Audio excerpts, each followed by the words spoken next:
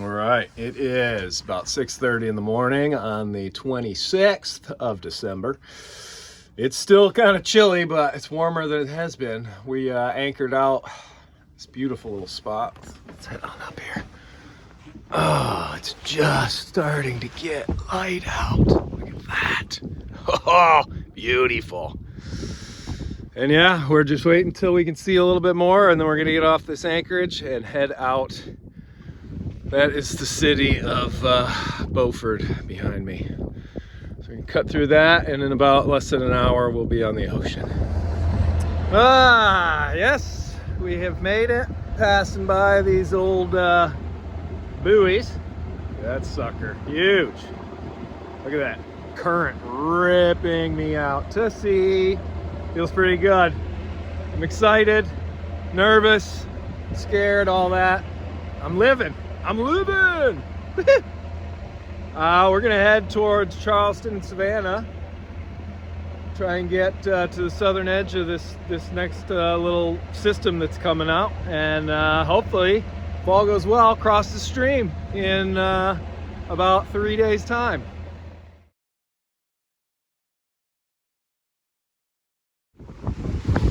All right, ladies and gentlemen, hopefully the audio isn't just getting totally whipped by this wind. I'll try and keep it as covered as I can, but yeah, we're going wing on wing. I got the old staysail pulled out there. Woo!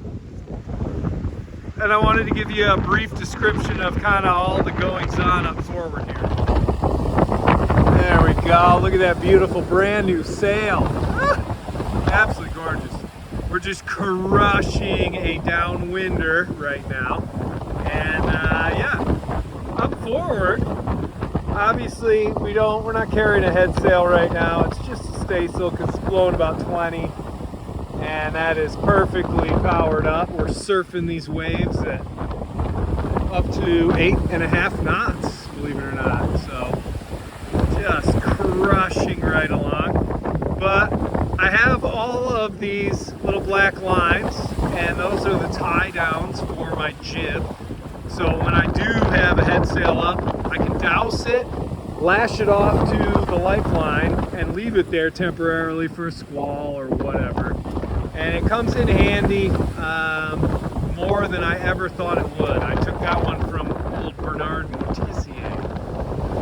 Now, when I pull this out, you'll notice that we just have, this one's our lazy sheet, and then we've got our other sheet, and that's it. There's no uphaul, there's no brace, there's no downhaul. I like to keep it as simple as possible. What there is, you can see right under there's a figure 8 stop knot. Woo! Man, we are just crushing it. I love it. Headed towards Cape Fear. And all I have to do is I run my sheet through in between the lower and the upper shroud, and I know exactly where I need to put it on the track, and then I'm pretty much good to go. So I can connect it. The pole can't go back.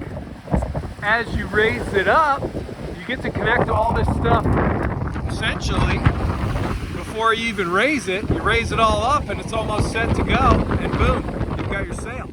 And you can sail, you don't have to be going straight downwind. You can actually go off the wind a little bit in that direction, and it'll still work out really, really well. Now tonight, as I get closer and closer to Cape Fear, one of the cool parts is that instead of jibing and redoing everything and resetting the pole, I can leave this staysail over here, I can jibe the mainsail, and then I'm gonna head out this direction to get clear of all the shoals, and then boom, I jibe the main over, staysail never moves. Oh man, I love just ripping downwind in Old Sparrow. The best part is, you know, the deck is clear, it's not splashy, it's not wet, I can just relax. And yeah, I mean, I don't have there's really not a whole lot going on up here. I like to keep it as simple as possible as well. So I've got my preventer line. That runs to that little block there, and then right back to the cockpit so I can adjust it with the mainsail. And that's going right through a hostel there. Whoop, right to the back of the boom. That's how I was always taught how to do it. Obviously the pole is right there. I can just drop that staysail in a moment's notice and we're good to go. Now, because we're not really expecting any heavy weather, at least for the next few days, the old life raft, which is unfortunately now expired, is sitting right here. It's only expired by like a couple months. And when I do end up encountering a low pressure system or a gale or something like that, that will actually just move right back to the cockpit and be lashed down in there. Everything else on the deck, again, I like to keep it as simple as possible. Look at how, big surf! The only down part or downside